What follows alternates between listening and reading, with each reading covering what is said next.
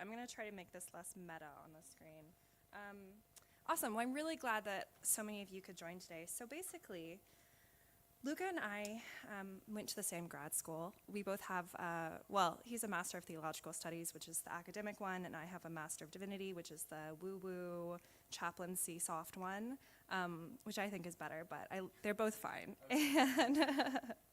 And so we were both working on separate ventures while we were there, and we were in this incredibly well-resourced landscape. We were at the Harvard Innovation Labs. We had access to MIT. We were in, a great city for being a founder. And just over and over, we realized that what we were trying to do of creating access to chaplaincy and spiritual care virtually, building a meditation app, didn't fit into the structures that we were given in the startup space. It didn't fit into what investors knew to look for. It didn't fit into what mentors felt that they could give. And so one of our big goals being here is to use Edge to help build a support system for people in this field. One major aspect of support that's needed is funding. We're also going to talk a little bit during this workshop, though, about other ways that we can support each other, and Luke and I can continue to grow what it means to be a spiritual innovator and entrepreneur. But I'm going to stop talking now because we'll have a chance to have some good conversation later and pass it over to our wonderful friend Matt, who's going to give us a little bit of information, a little bit of his experience from the founder and investor side. We'll have a couple minutes to ask him questions about his journey, and then we'll go into small groups and go through some discussion questions among ourselves. So Matt, I hope you can hear me. I think we got everything troubleshooted, so please take it away. The floor is yours.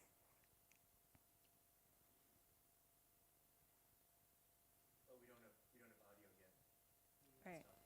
You hear me? 1 second, I can't hear you. Try again.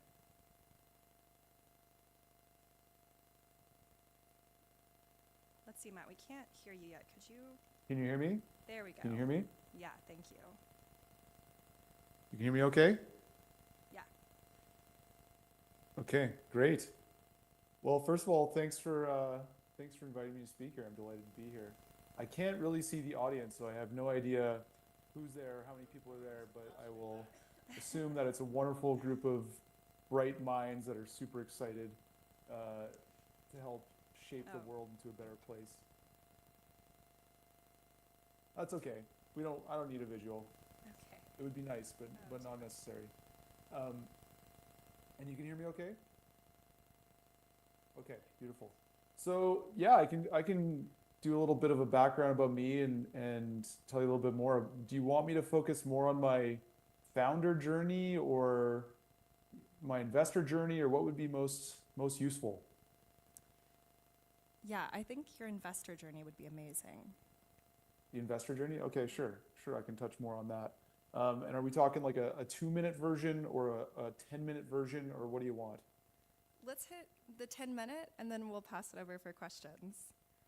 Okay, sure. So I'll first start off just a little bit about my founder journey, and then I'll talk more about the investor journey. So I started a company when I was in my final year of university, and we were two university students, so we had no money and we had no connections.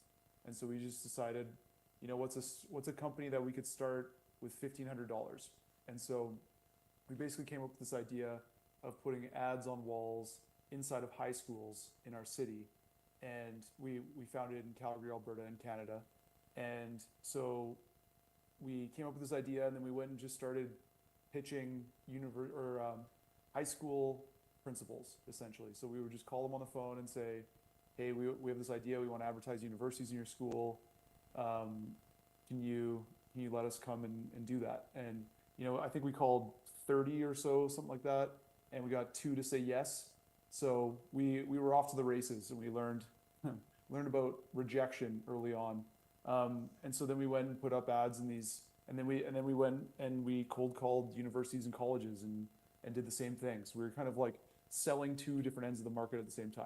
And so we got 1 university to say yes, we got 2 high schools to say yes, and then we executed the campaign, and everybody loved it. The students got to see, more options for the university career. The principals, they got to promote different universities, and we also gave them scholarship money. And then the university got to advertise the high school kids, which are a troubling demographic to advertise to sometimes. And so we're off to the races. And then from there, we decided to scale the model all across Canada. So we scaled across Canada into 5 or so other provinces, and we grew our team. We scaled from 2 people to 10 people in a couple of years, and then all of a sudden we decided, well, hey, this model is working in Canada. Why don't we try it in the U.S.? The U.S. is a way bigger market, so let's go after that. So we did, and we scaled into the U.S. and we scaled across, I think, like 10 states or so like that, and it worked really well. And we scaled into the multi-millions of revenue at this point, and around that time, I decided it was time for me to move on. I'd been at it for 8 years or so, and I decided it's time for me to move on. So I put it up for sale, and then that process took about 14 months, and then I ended up selling it to a startup that was backed by a really wealthy private equity fund. And I can go into the details too of how that went, but that's been extremely bumpy ride where 95% of the employees have now quit. Several have started a competing company and stole about half the clients. So that's been a journey.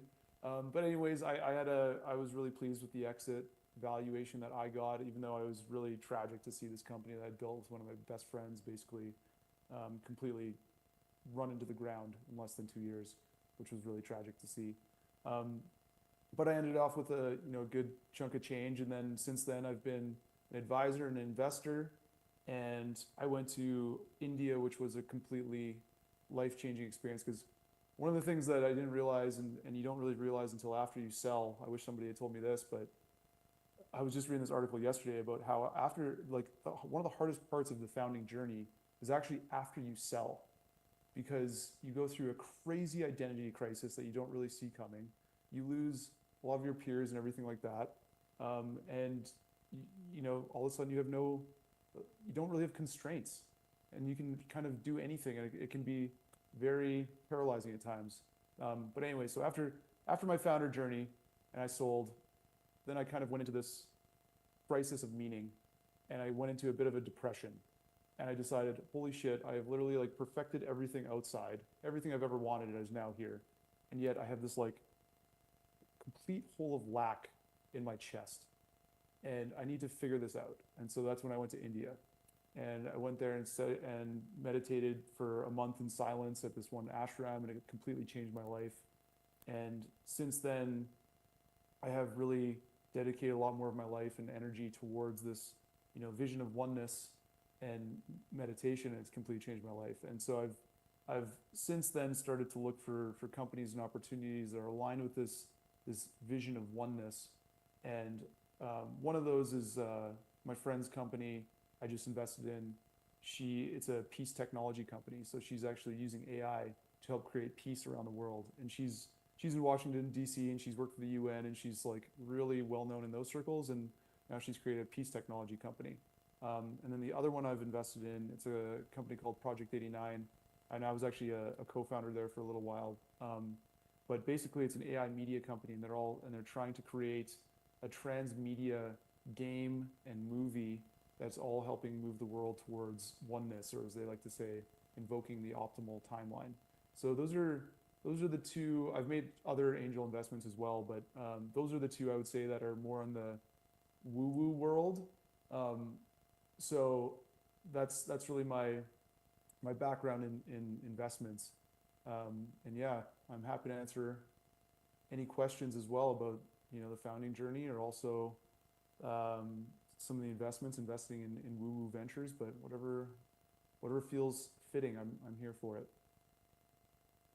Thank you, Matt. Round of applause. Thank you.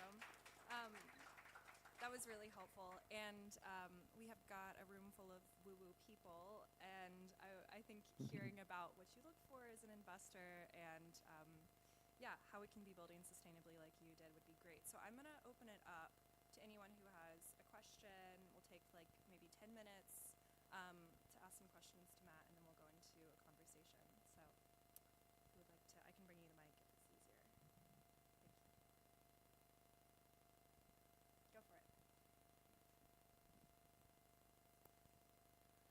how do you think in terms of returns on investment? Because I can imagine these can be harder to model in woo-woo domains. Yeah. So I think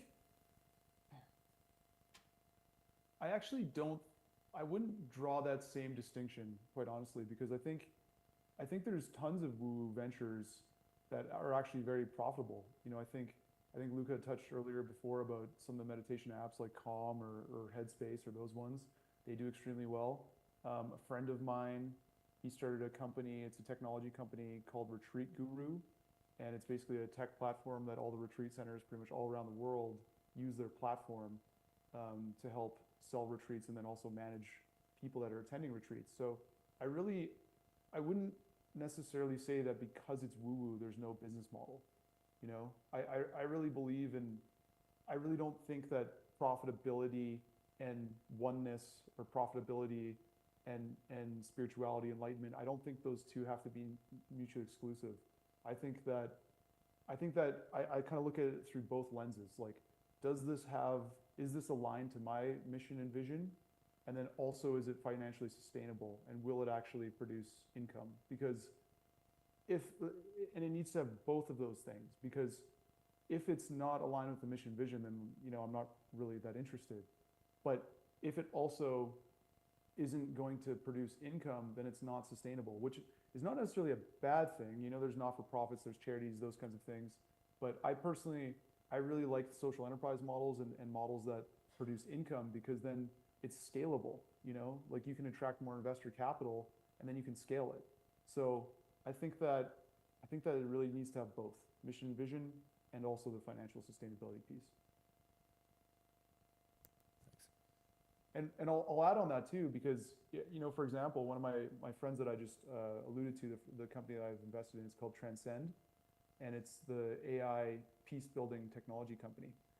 And the whole company started with a conversation her and I had, you know, 2.5 years ago. How can we make money off creating peace?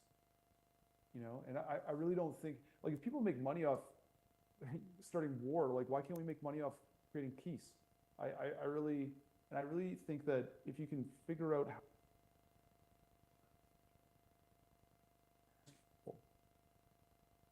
Oh, sorry, you froze for 1 second, but you're back. Please continue. Oh, did you? I think I just said that it's more scalable if it's profitable. Yeah. Can you hear me? Yeah, Okay. we can hear you. Yeah. Okay. Thank you for that Great. answer. We have Lucas next. Yeah, go ahead. Hello. So my question is, I've started to see more apps, like meditation apps, astrology apps popping up. It is clearly becoming more common, but how do you see this woo-woo venture, if we call it that, evolve in the next like 10 or so years? What are your predictions on these types of investments? Meaning, do I think that there's going to be more woo-woo projects? Yeah. Is that what you mean?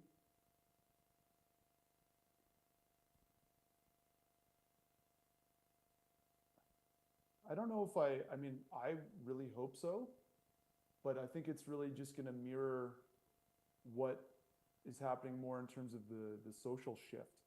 Like, is there more and more people that are getting into spirituality and moving towards these kinds of beliefs?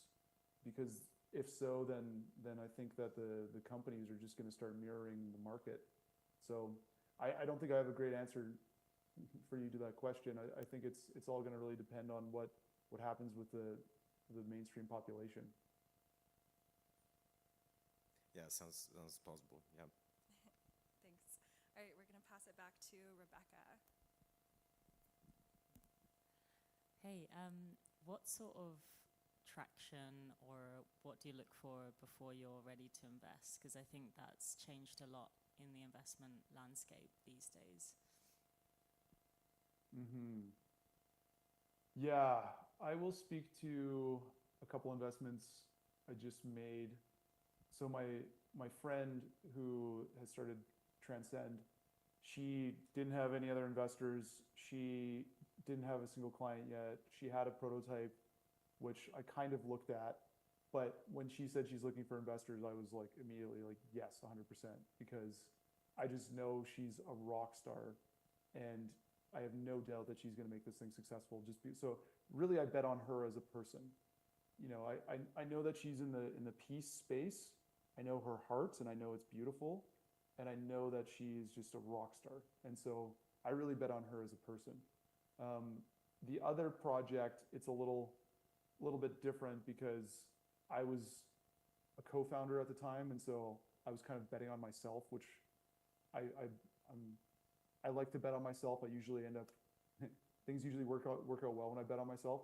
So I was kind of betting on myself, but at that time, they had quite a bit of traction. You know, a crypto coin had been, like a meme coin had been started on their project that went to $90 million in market cap.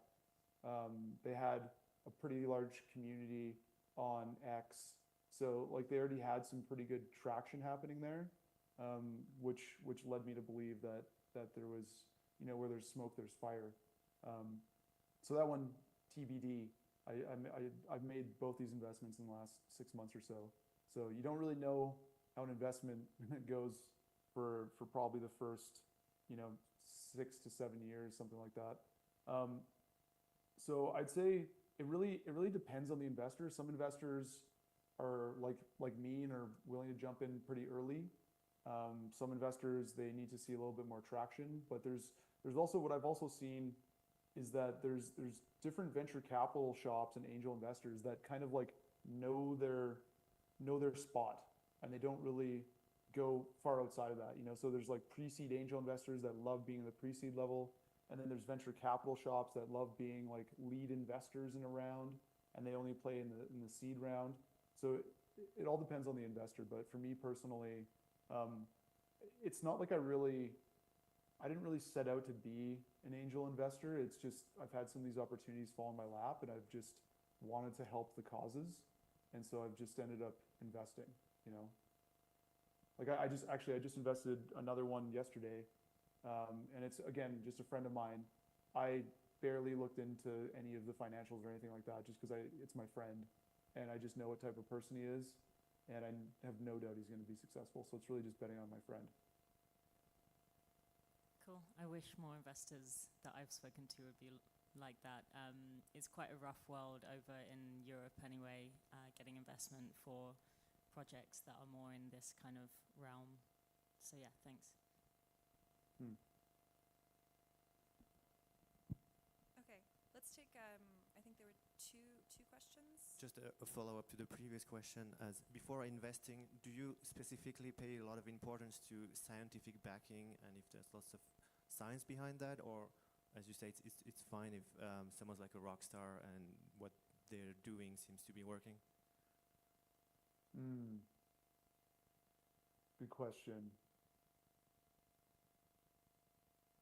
I haven't invested in any startups where I think there has needed to be a scientific backing. I'm assuming, are you talking about, you know, like a meditation app or something like that? Or something that affects someone's consciousness? Is that what you're referring to? I think he's saying, Or some kind of No. health-related thing? I think he's saying no. He's saying no. Okay. Yeah. Okay. Yeah, I'd say I haven't, or I guess you could look at it from that perspective, like the peace building AI company. Did I look into any stats or see if, you know, the product that she's using is actually producing the desired result? I didn't look into any of that. And then with the other company I've invested in, did I look into any of that? No, I didn't look at any of that either. I'd say for me it really comes down more to the team, like team. And again, it depends on where you're in, like what stage of the company you're investing in. In the early days, it's so much about the team because the idea is going to change, you know, 5 times. So investing early, a lot of it's about the team. But as you go further down the road, it becomes more and more about the product, I think, and therefore probably needs some scientific backing. Are you a part of any angel syndicates or an LP in any VC funds that have a thesis in backing stuff like this, or are you just a lone man on an island right now? I'm just a lone man on an island. Not anymore. Not anymore. Thanks. I feel welcome. We'll reach out later. No, I'm part of a couple angel networks, but I'm really not active at all. Cool. That's really helpful. I think we're gonna let you go because we have a lot of great conversation in person here. But round of applause. Thank you so much, Matt. This is really helpful. I think Luke is gonna say another thank you maybe. Did you? No, I was just picking up the Okay. microphone. But yeah, thank you everyone, False and also alarm. thank everyone for coming here for this conversation. So, do you want to move us now into the breakout groups? Yeah. So Matt, if anyone has a follow-up question, are you okay with us sending them your contact info, or we can maybe get the questions and send them to you? But we'd love to make sure you're connected with this really awesome group of builders and founders. Yeah, you can have them. Yeah, you can just give them my email address, my personal email there. That's fine. Cool. Thanks, Matt. All right, we'll talk soon. We Okay. really appreciate you coming. Yeah, thanks for having me. I really wanted to come to this event. It just sounds so cool. Unfortunately, I'm been healing from a hamstring injury for the past 2 months, so wasn't able to make it. But love what you guys are doing. Keep up the great work. Awesome. We'll see you next time. Bye. Take care. Okay. Here, I'll turn myself off for a minute. Okay. Thank you all. That was really helpful. And also, like, I maybe overheard a little bit of like, I don't agree with that out there. And like, I think that's great. I think Matt has a very specific approach to investing, and like that's what this conversation is for, because like a lot of us maybe don't fit into his framework of like finding sustainable business models is really hard, and sometimes we need to create new business models. And I'd love to think about sliding scales or like different ways that we can think about money and finances. To that end, we have just some questions for you all. So we're going to break into groups of roughly 4 people each to give you all time to go through these. I'll put the questions up here. And then we'll come back together in about 8 minutes per question to share out to the group. Okay, so question number 1. It's a lot of, we're really figuring out the tech things. The tech things are going to go so smoothly next time. Okay, so the first question is, what is the problem you're solving? And the second question is, what's your biggest obstacle in solving that problem? So make your own groups, 4 to 5 people. We'll come back pretty soon. And for this particular prompt, it'd be great if one person in your group would offer to take notes about what, or maybe you could all, you know, don't put it all in one person, but just take down some notes. So why don't you find maybe actually, how about we do it like this? Why don't we break into separate locations? So this is a group, this is a group, this is a group. Maybe come into 2 groups here. Okay, okay, fine. Yeah, go find some new people. Go make some new friends then. There was another thing. There was another thing we wanted them to do, wasn't there? No, we'll come back in 8 minutes. You guys talk. Okay. Yeah, we're good. Yeah, so if you're not currently working on something in this space, like what would you dream of working on? What is the problem you see that you'd like to solve?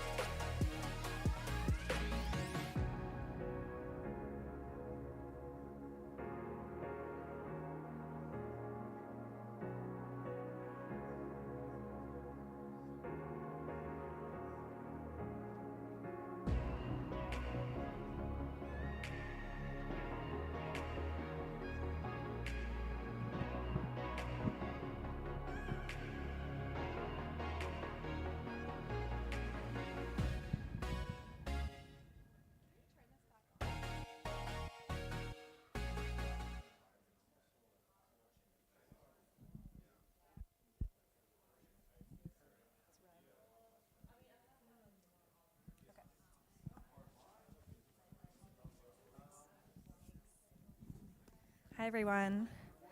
I know that's not enough time for everyone to talk about the problem they're trying to solve, but I'm going to go ahead and start passing around the mic because I'd love for us to just get a clear. If you can hear me, clap once. Okay, thanks. I'd love for us to just start understanding what everyone here is working on, so then we can, after this, go talk to someone, get a coffee, say, hey, I also really care about clean energy and connections and all of these other things. So I'm gonna pass it around. Maybe I'll just honestly be really evil and like cold turkey people. But 2 sentences, what you're trying to solve. Let's start with you, Carla. No pressure, but also I'm not building anything specific. Oh God, many problems. I would say that the thing that I see is that people do a lot of work on themselves and they are exploring a lot of modalities and healing things, but they are not pulling this back into reality and integrating it into their day-to-day.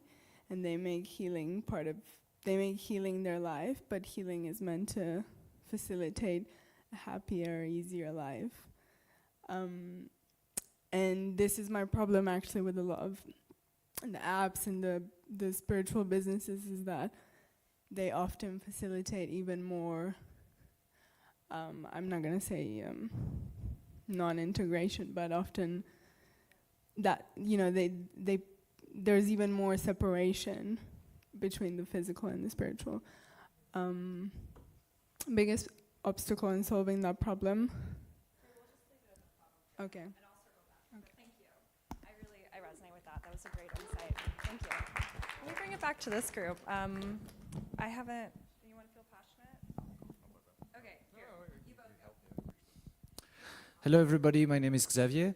The problem that I'm trying to solve is mental health for everyone, especially for the youth. This is what I'm really passionate about. I feel like a lot of people hit the midlife crisis and thinking that they fell asleep for a few years and wonder where their life has been. I want to bring mental fitness tools to people as early as possible in life so they can deal with their trauma, their emotion, their triggering points, and support them with that. So this is what I do. Hi everyone, Anthony Martini, and I'm trying to basically bring a little bit more of the wellness and biohacking stuff and put it into people's hands because it's pretty inaccessible.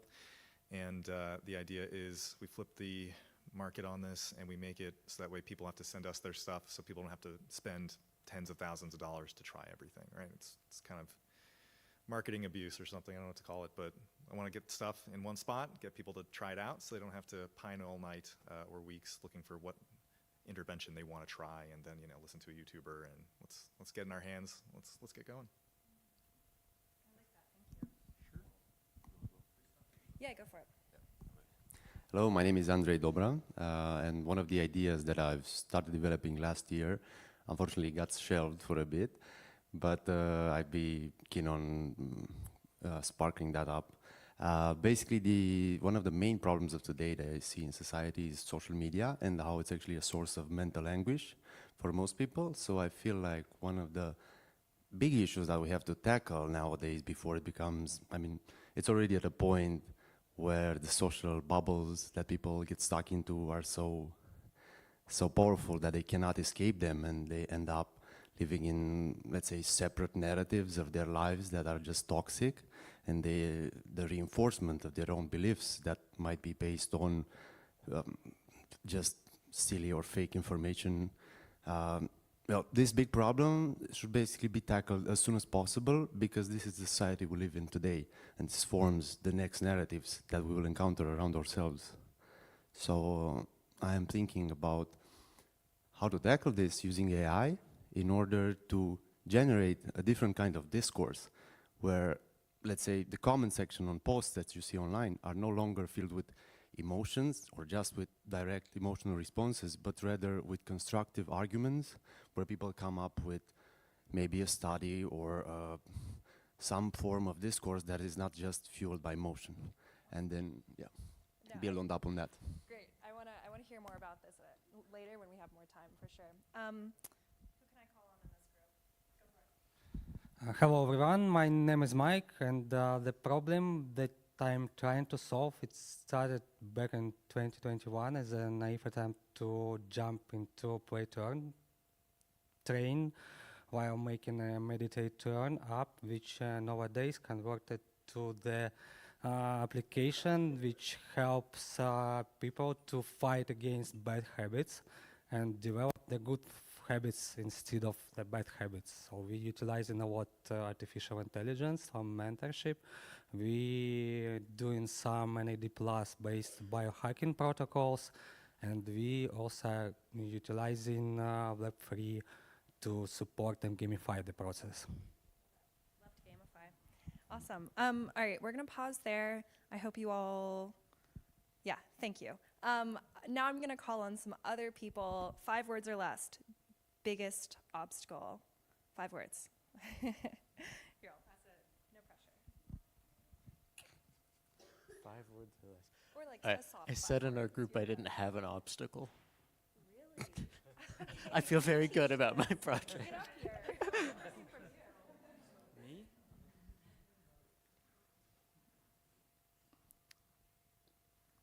I'm counting words right now. Getting, okay, I'll try and keep it under 10. Getting other people that are trying to help others to collaborate. Great one. It's a good place to be for that. I like that. I think you were at like 12, but I appreciate your effort. Yeah, that was really good. Can I pass it to one of you guys? Thanks. Fear, and the obstacle is, I think, Obstacle of what? Oh, we just talk about our problem could be the mass fear of AI. So one of our biggest obstacle is how can we create proper supportive systems, decentralized systems, to create guilds, to create a more neural network, for support each other, in terms certain aspects of this technology, Yeah, that makes a lot of sense. Okay, I'm gonna call on one. I'll give one more person the mic. How about someone here? We got big minds in this group. Who wants to share? All right, Caroline, thank you. Here you go. Low key, guys, I can't think of any right now. I've been in like go, go, go mode. I don't know. Maybe my own mental limitations about what's possible. Yeah, that's real. Thank you all for sharing. We'll definitely have more time at a future event to keep thinking this through, but I want to just make sure we're using the most of our hour together. So let's go to the next question. This is our last question. How can the Edge City Patagonia community, this room, everyone who couldn't make it today, be a place to help you overcome these obstacles? And if you didn't have any obstacles, you can leave. No, I'm kidding. But I really want us to come up with some ideas that we can use moving forward. Me and Luca and some of the other leads are super happy to create space for this, create a group chat, connect you with investors. This is really fulfilling work for us. So I'd love some of your ideas and thoughts. So let's take, I don't have a watch on. Let's take another 6 to 8 minutes. We'll come back and finish the conversation. Okay, thanks.